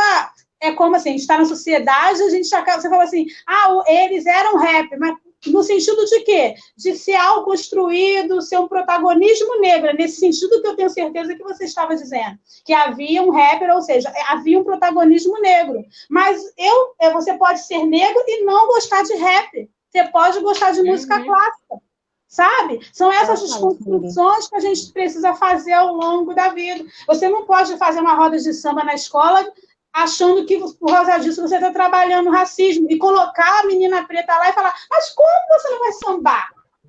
Né? Ela pode não gostar de sambar, gente. Por quê? Por que necessariamente ela tem que sambar, né? Então, assim, isso é muito importante. Mas aí, voltando a falar da Cleo, acho que é Cleo, né? Se eu estiver falando errado... É Cleo, acho que é Cleo, é Cleo. Aí, ela tem um sofrimento, ela não consegue ser brava, você reparou isso?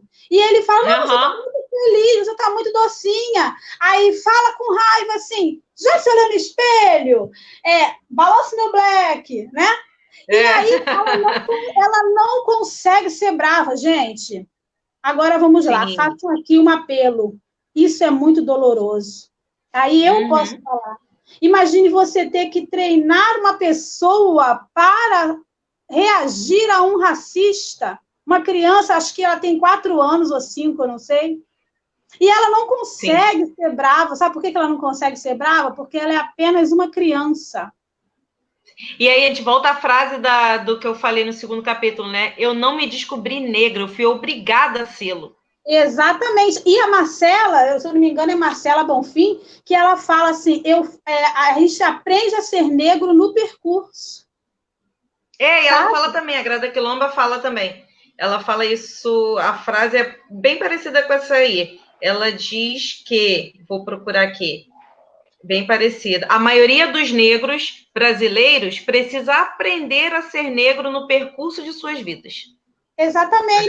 E aí, imagina só, você ter que pegar um menino, eu com meus 2 irmãos pretos, adolescentes, você pegar uma menino feliz que está ali e você falar para ele, levanta essa calça, não anda com essa calça riada quando você sair, porque a polícia vai te parar e vão achar que você é bandido. Eu quero deixar meu cabelo assim. Não, corta o seu cabelo, porque esse tipo de cabelo... Gente, você treinar uma pessoa... assim como tem o pequeno manual antirracista, tem o pequeno manual contra racistas. Que você vai criando internamente ao longo da sua vida. E isso dói demais. Então, trabalhar com tudo isso te impede de ler. Você entende que isso está sonegando você o direito de viver? Sim. Porque enquanto você poderia estar lendo um livro, você poderia estar curtindo uma música como todo jovem, você está treinando para conviver na sociedade racista. Exatamente. E a Johnny Silva fez um comentário quando eu falei dos festivais, né, do Rock in Rio e do Lollapalooza. Aí ela comentou, provavelmente os negros estavam servindo nestes espaços, né, que é o que acontece. É o que a gente discutiu no começo. A Dione é maravilhosa. Eu quero aqui aproveitar esse momento, falar todos os amigos que estão aí, Roberta, Daniela, Dione, vários amigos que estão aí. Eu quero fazer um apelo a vocês. Façam redes. Não estejam sozinhos. Nós pretos sofremos. E não tem como você viver isso sozinho. A gente só consegue ficar de pé porque a gente faz uma rede, porque a gente tem sororidade, porque um apoia o outro. Roberta está aí, acabou de qualificar essa semana o mestrado dela, maravilhosa, falando sobre as meninas do IF, está dando protagonismo, não, que ninguém dá protagonismo, ninguém faz ninguém não ser racista. Você cria a oportunidade, né? É igual empoderar, ninguém empodera ninguém, né? Você se empodera. Então, é igual essa história aí de ocupar rede de famoso, que isso é luta antirracista. Beleza, é importante, o 1%, mas você não precisa que o branco te ajude a ser negro. Esses dias uma menina comprou um livro meu e falou para mim assim, é muito importante eu comprar esse livro porque eu estou ajudando você no seu trabalho, na sua luta.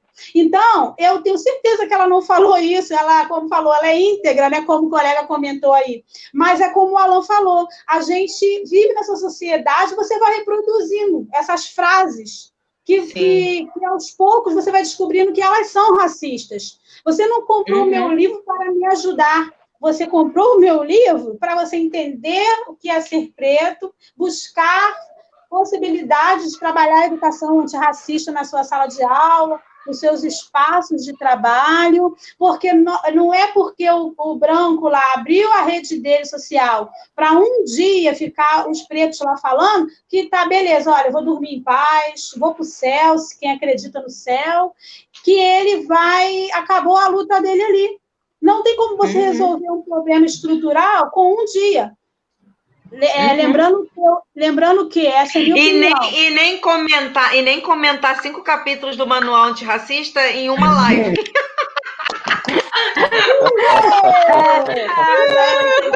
Como é que eu fiquei pensando nisso, mas a dona da página, a dona e proprietária que tinha que falar.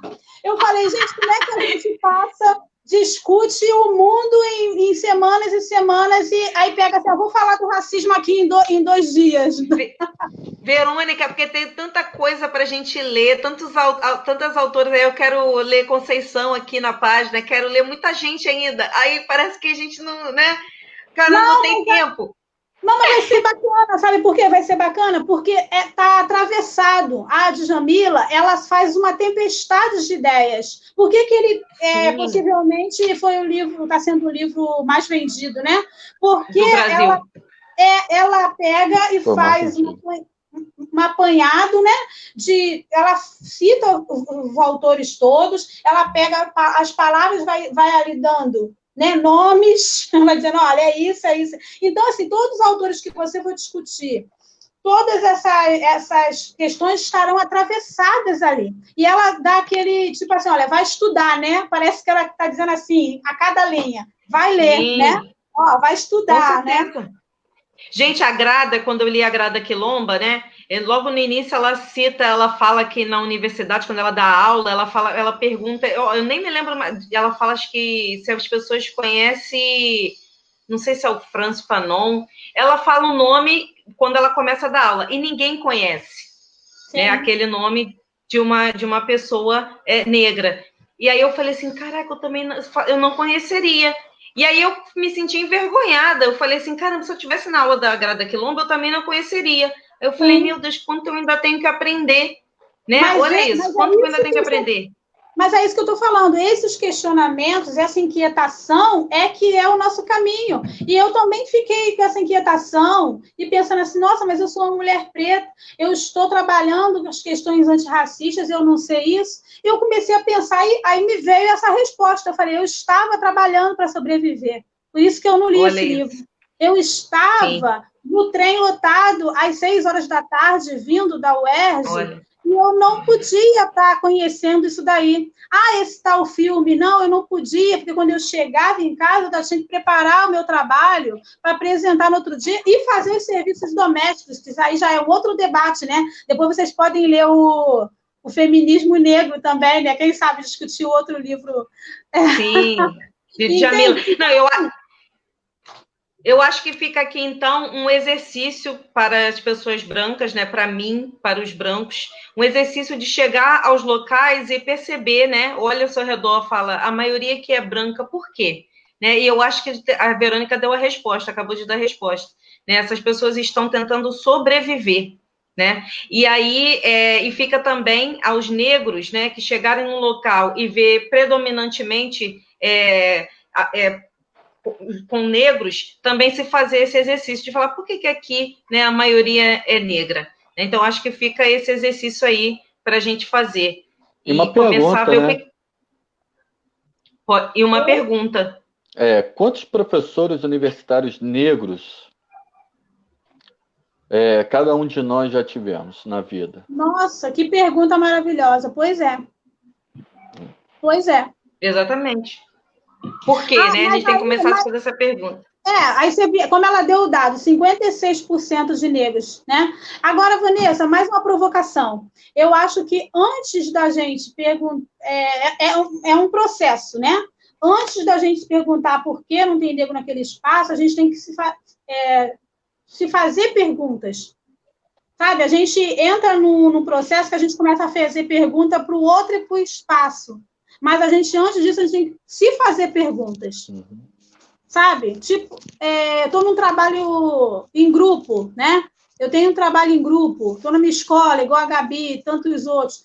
Será que quando o negro vai falar, será que eu tomo a palavra e não o deixo expressar? Será que eu presumo coisas que ele vai falar, que ele vai pensar? Não, mas ele né? Porque a Djamila fala disso também, né?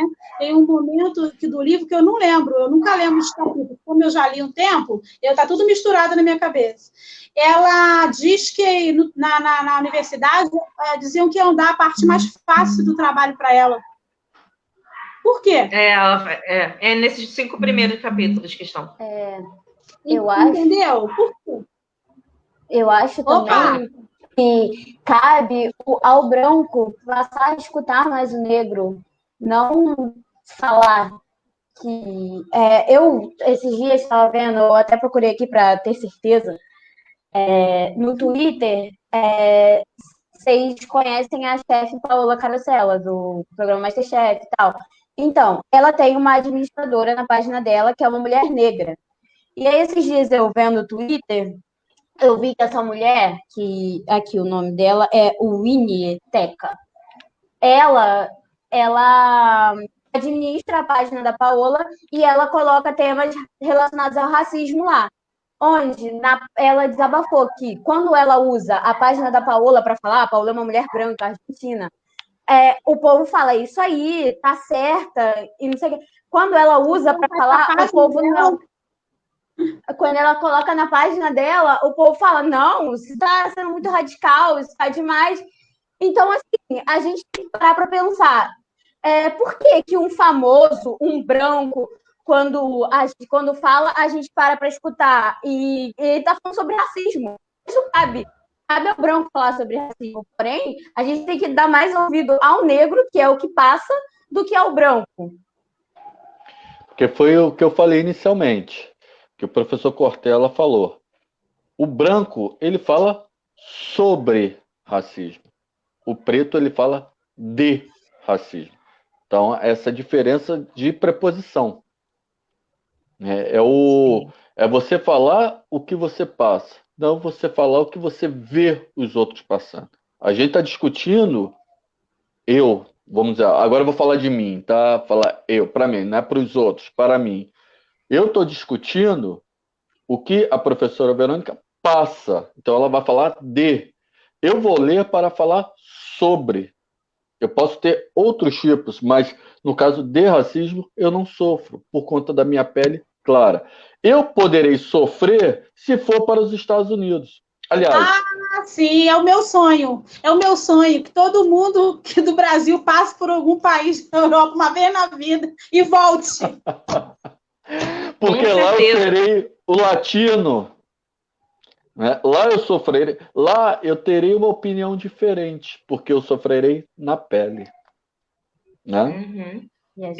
Então, assim, ela termina o capítulo 3 dizendo assim: para além de se entender como privilegiado, o branco deve ter atitudes antirracistas. Não se trata de se sentir culpado por ser branco.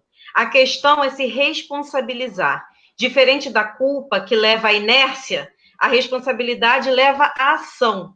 Dessa forma, se o primeiro passo é desnaturalizar o olhar condicionado pelo racismo, o segundo é criar espaços, sobretudo em lugares que pessoas negras não costumam acessar. É o que a gente está falando, né? Da voz, ouvir o negro, né? E aí, no próximo, ela fala: perceba o racismo internalizado em você. E aí ela já começa a dizer...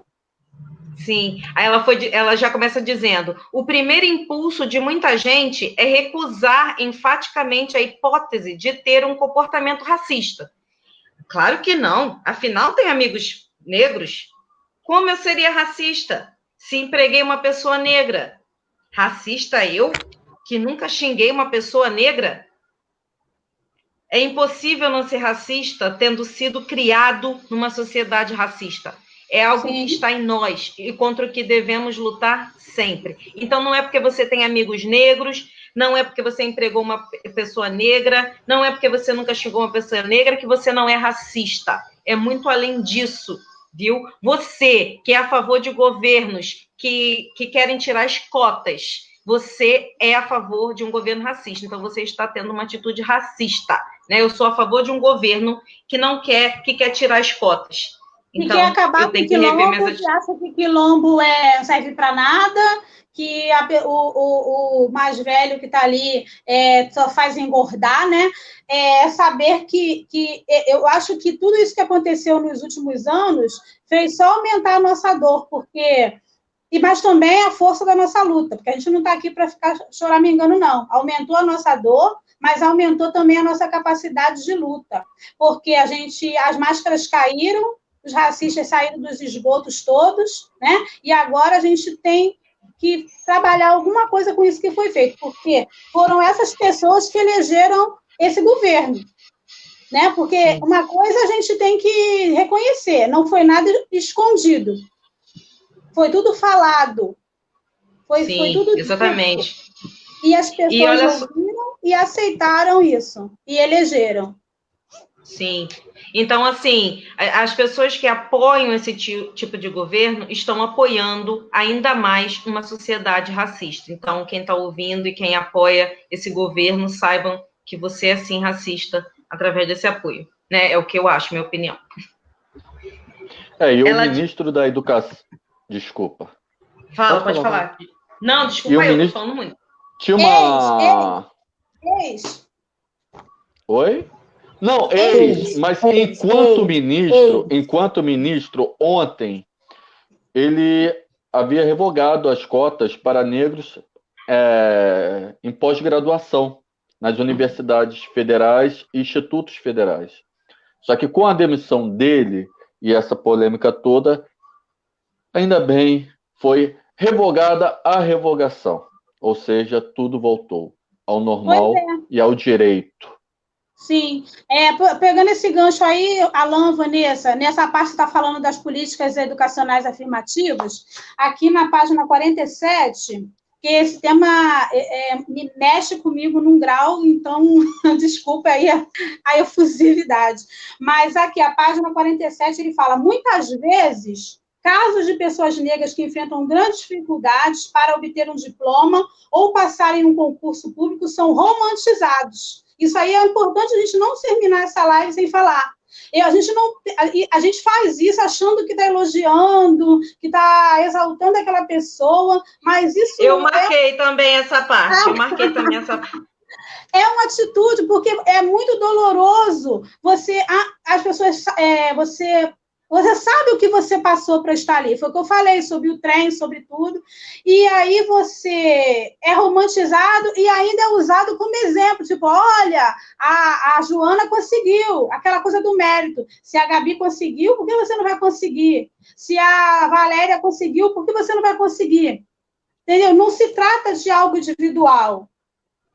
A gente está falando de algo muito maior. E essas frases, elas também doem, porque o outro menino preto, a outra menina preta, que não conseguiu, ele ainda internaliza como se ele não fosse capaz. Ainda tem mais essa na conta dele. Não é a sociedade que está preparada para ele. E é o famoso, é só querer, mas é só querer. Ele não estudou porque não quis, é só querer. E aí ela fala, isso aqui é muito forte. É muito forte quando ela diz assim, ainda nesse trecho, Verônica, não deveria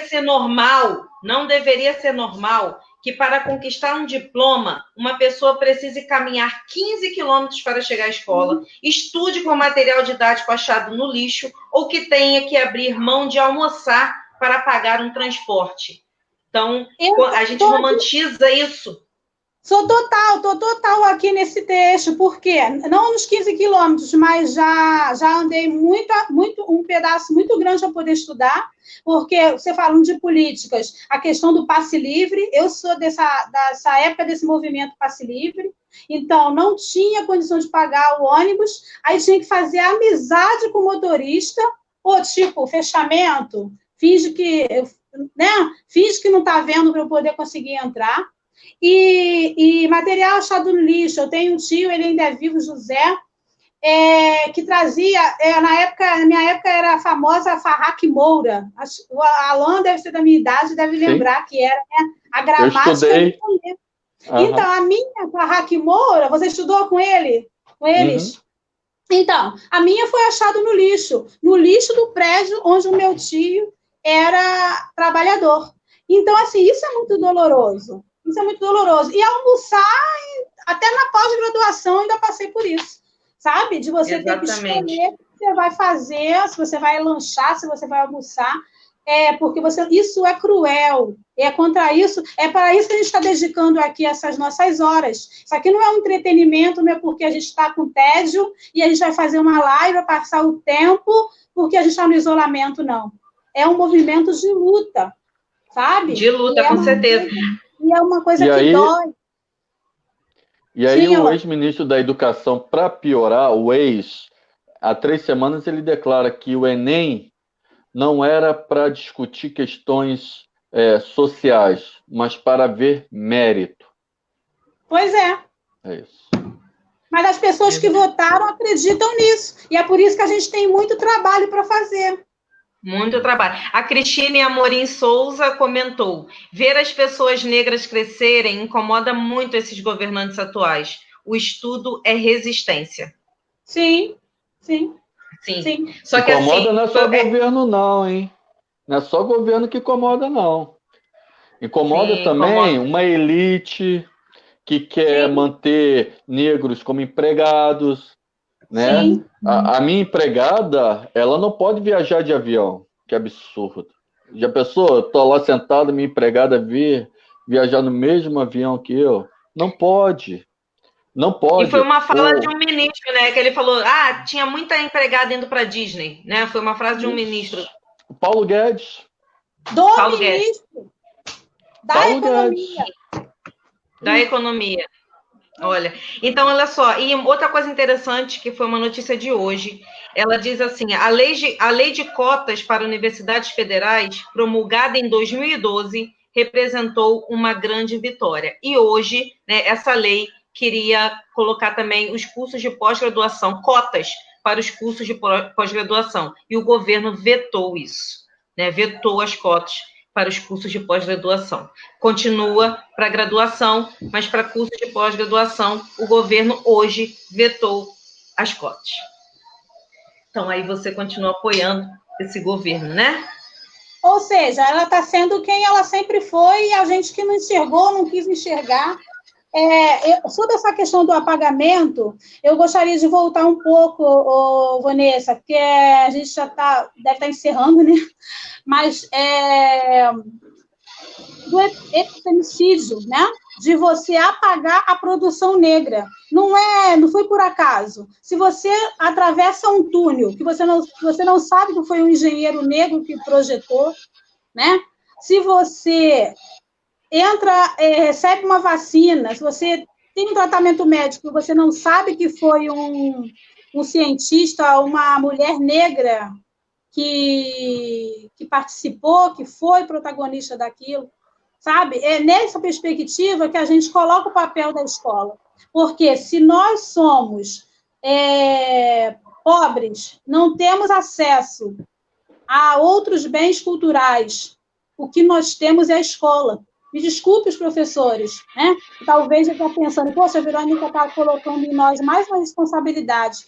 Pelo contrário, eu até falei antes da questão lá da escola dos Mauricinho lá. Mas, no nosso caso, a gente precisa fazer esse recorte e levantar essa bandeira da nossa escola pública gratuita e de qualidade. Por que eles querem acabar com a nossa escola pública? Por que eles têm tanto medo da universidade pública? Porque sabe que ali é um espaço de construção de conhecimento, que nós já construímos esse capítulo da história, e nós ali estamos sendo protagonistas e estamos levando outros meninos pretos e pretas ao protagonismo. Então, por que acabar com a escola? Porque ainda é um lugar onde vai chegar um livro da mulher preta, de tantos outros pretos, como o Igor Gonçalves, que tem a Luzia, foi que me antecedeu, um livro maravilhoso, que assim que as aulas voltarem, o Igor vai estar lá em Jaceruba com a gente. Ô, Igor, e o Igor, já convidei ele aqui, mandei uma mensagem hoje para ele participar aqui da live com a gente. Que maravilha! Então, o Igor leva a Luzia, o Carlos também, fica a dica aí para chamar o Carlos. O Carlos tem o livro infantil Xavier, que tem na nossa escola, na nossa biblioteca, que Xavier é o personagem do livro do Carlos, que é o Menino Preto. Então, quando você chega com isso para falar de uma menina, né, que foi... eu não posso dar spoiler, já ia falar, dar spoiler do livro. Não, pá. Eu não aguento, mas vou falar. Então, uma menina que filha de pais alcoólatras, né? Que esse é o enredo da história da Lina. Então, assim, você ser uma menina preta que passa por isso tudo há mais de 40 anos, que é a história da Lina, né? Apesar do livro ter o nome da minha mãe, o nome é homenagem à minha mãe, mas a história não é a história da minha mãe. A história é de um outro personagem bem próximo a mim, de uma experiência que eu vivi junto com uma menina preta.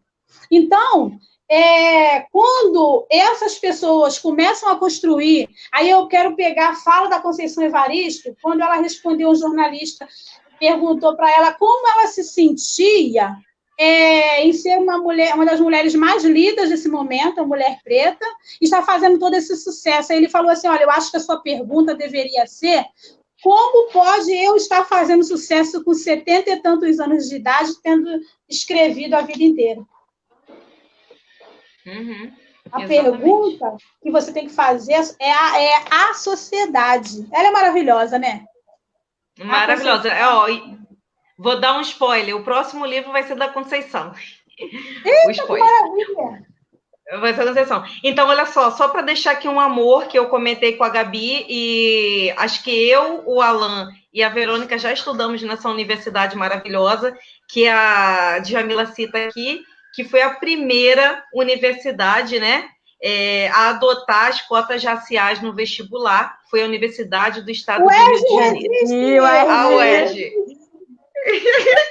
A Gabi quer entrar para a UERJ, então nós três aqui já estudamos na UERJ, e quem seguiu, né, que aí a segunda a adotar as cotas foi a UNB, né, a Universidade de Brasília, em 2004. Eu e não aí, olha só, olha que na FFP. Não, eu não estudei lá na UERJ. Eu participo de vários eventos na UERJ. Olha que maravilha. É um amor, né? Eu sou um agregado. Gente, é tão apaixonante essa universidade. A gente não larga esse lugar, a gente não larga. Eu participo de vários eventos. E a Djamila falar que a Djamila também, ela estudou na Universidade Federal de São Paulo, né? Que ela entrou também através de políticas públicas. Em 2007, a Djamila também entrou através de políticas públicas, aos 27 anos, com uma filha pequena. Com uma filha pequena, tendo que fazer malabarismo para conseguir estudar.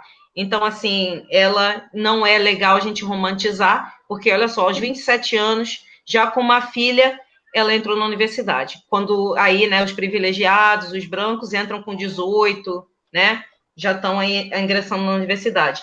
E eu deixei aqui, eu queria finalizar com essa parte que ela diz assim, ó: diferente da política de cotas, o ProUni é um convênio realizado entre universidades privadas e o governo federal, que permite às universidades abaterem impostos ao oferecer bolsas integrais, ou de 50%, para alunos e alunas do programa, seja por raça ou por renda, tá? Desde que mantenham um desempenho exemplar. Isso me marcou muito, né? Desde que mantenham um desempenho exemplar. Então, além, você entra ali pelas políticas, né? Pelo ProUni, consegue a bolsa, mas só a mantém se tem um desempenho exemplar. Né? Essa parte me mas isso sempre foi dessa maneira em todos os níveis, né? Porque por isso que eu falei que é tão doloroso que você não... É infinito. Não basta você conseguir, depois você tem que provar. Eu passei por isso com 22 anos, foi a primeira vez que eu fui orientadora em uma escola. Eu passei no concurso de Nova Iguaçu, e aí eu já tinha passado por tudo isso para fazer a graduação. Aí depois você passa no concurso público, e você depois tem que provar na escola que você é capaz. Exato. E tem aquilo, né, da sua mãe. Eu já ouvi muitas pessoas negras falando que a mãe fala assim: você não tem que ser bom, você tem que ser o melhor para você se manter ali. Mas porque elas sabem das coisas. Elas estão falando, os mais velhos, do que eles já passaram. E eles sabem que você... Só que isso é cruel. É doloroso. Isso é cruel. você só quer por você. Isso acontece até dentro do movimento literário que eu estou conhecendo agora, né? Porque eu sou uma professora. Eu brinco que eu sou uma professora que escrevo, mas boto no livro escritor. Porque eu sou uma professora. Então, eu como professora, eu vivo há 25 anos essa dor dentro da escola, desse apagamento do saber daquele menino, daquela menina. Isso é muito triste, Vanessa, porque você está o tempo todo... uma outra questão que a gente não pode deixar aqui. Quando o menino vem e fala assim, professora, me chamou de cabelo duro. Professora, me chamou de neguinho, não sei o quê. Aquela hora que você vira e fala, mas você é. Se você é, por que você está assim? Isso é uma postura racista. Quando você não toma partido do menino e da menina preta que veio te fazer uma queixa de um xingamento, você não está ajudando na luta antirracista. Mas eu já tenho tantas demandas. Prioriza essa, querido. Porque não tem outra coisa mais importante numa escola do que você fazer com que a pessoa... Acho que é o seu, Verônica, o seu celular está tocando. Sinta gente, consiga se mostrar como pessoa. Se alguém numa escola não consegue se sentir gente, não precisa mais de escola. Não há outra coisa mais importante em qualquer espaço educativo se não existirem seres humanos. À medida que alguém tem uma atitude onde o outro não se sinta gente, pessoa, como você está voltando lá nos portugueses, onde o negro tinha que ser batizado, ele não podia ser batizado, ele não era nada porque ele não tinha nem alma. Tem noção do que é uma sociedade construída quando você diz que uma pessoa não tem alma? Que para ele poder ter alma, para ele poder ser considerado gente, ele recebeu todos esses sobrenomes que nós temos aí? Ou vocês... De onde surgiu o dos Santos no Brasil? Todo mundo é dos Santos. Por que será? Fica uma coisa para a gente pesquisar, né? Porque aí a gente já vai entrar em outro livro, né? Por que será que somos todos dos Santos? Gente, vocês acreditam que estamos já 1h46 aqui falando? Olha só para finalizar aqui, ó, eu vou falar o que a Cristine escreveu, a Cristine Amorim Souza. Olha o que ela teve que ouvir, né? Estou aguardando a chamada de um concurso público e essa semana fui perguntada se eu não tenho ódio pelos cotistas que entraram na minha frente. As pessoas se recusam a entender o direito dos outros. Então, perguntaram para ela se ela não tem ódio dos cotistas porque entraram na frente dela. Olha isso, né? É a política do ódio, né? Implementada aí no caso das cotas. Você ouviu o que eu li, isso que a Cristine comentou? Não ouvi. Ela disse assim, estou aguardando a chamada de um concurso público. E essa semana fui perguntada se eu não tenho ódio pelos cotistas que entraram na minha frente. As pessoas se recusam a entender o direito dos outros. Que absurdo, meu Deus. A gente pensa que já ouviu tudo, né? Exatamente. Então, isso daí... A gente já vai sair. Olha só, isso daí, esse comentário da Cristine, deixa ainda mais claro o quanto a gente ainda precisa lutar, né? Por uma sociedade antirracista. Ok? Gente, olha, quase 2 horas de live. Muito obrigada, Verônica. Aprendi muito com você. Gabi, eu queria que a Gabi falasse o quanto ela aprendeu, o quanto o Alan aprendeu. Fala, a gente Gabi, aprende muito. Gabi. Fala, Gabi. Olha, essa live foi incrível, eu adorei escutar, adorei falar, foi perfeita e eu tô adorando isso. Muito obrigada, Verônica, foi muito enriquecedora essa live, tá sendo muito enriquecedor ler esse livro e saber que... Muito obrigada, Vanessa, por essa iniciativa também, porque graças a você é menos uma reproduzindo o racismo na nossa sociedade. Graças a você também, Verônica, aprendendo. Pelo jeito que você ensinou. Obrigada. Gente, então semana que vem nós teremos a Miriam Santos. Deixa eu só mostrar o livro da Miriam rapidinho aqui. A Miriam também é escritora. Esse livro maravilhoso aqui, Intelectuais Negras, Prosa Negro-Brasileira Contemporânea. Semana que vem essa autora, a Miriam, vai estar com a gente, tá? E a gente conclui... a gente vai concluir o manual. Maravilhosa, gente! Sim, ela vai estar aqui com a gente semana que vem mesmo horário, mesmo canal, mesmo horário, e a gente conclui um pequeno manual antirracista. Já estou com saudade desse manual, mas vou carregar ele comigo no meu bolso, na minha bolsa, para estar sempre relendo, com certeza. Tá? Então, a gente, semana que vem, os 6 últimos capítulos do Pequeno Manual Antirracista. Muito obrigada, Alain, grande querido. Gabi, minha BFF, maravilhosa. Verônica, minha incrível, idolatrada, salve, salve. Escritora, professora, pedagoga, incrível. Pessoa eu que agradeço. incrível. Muito obrigada. Gente, um beijo, muito obrigada a todos que participaram. Tá, Márcia, minha amiga Márcia, maravilhosa. Até semana que vem. Tchau, gente.